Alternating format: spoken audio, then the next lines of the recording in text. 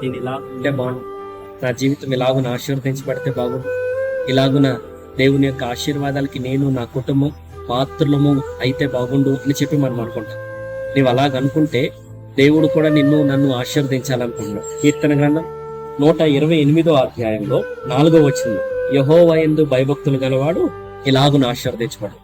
నీవు నిజంగా క్రైస్తవురాలిగా దేవుని యందు భయము, మరొకటి భక్తి, అలాగున నీవు జీవించగలిగితే దేవుడు తప్పకుండా నీవు ఎలాగనైతే అనుకుంటున్నావో అలాగున ఆశీర్వదిస్తాడు. నేను కూడా ట్రైన్ ప్రయాణం చేస్తూ ఉంటావు. ఒక ట్రైన్ ఒక ప్రాంతం నుంచి మరొక ప్రాంతానికి సురక్షితంగా వెళ్ళాలంటే 2 పట్టాల మీద ప్రయాణం చేస్తూ ఉంటాం. ఆ 2 పట్టాలు కూడా ఒక స్టేషన్ నుంచి మరొక స్టేషన్ కి సరి సమానముగానే ఉండాలి. కొంచెం తేడా వచ్చినా సరే ఆ ట్రైన్ సురక్షితంగా చేరదు.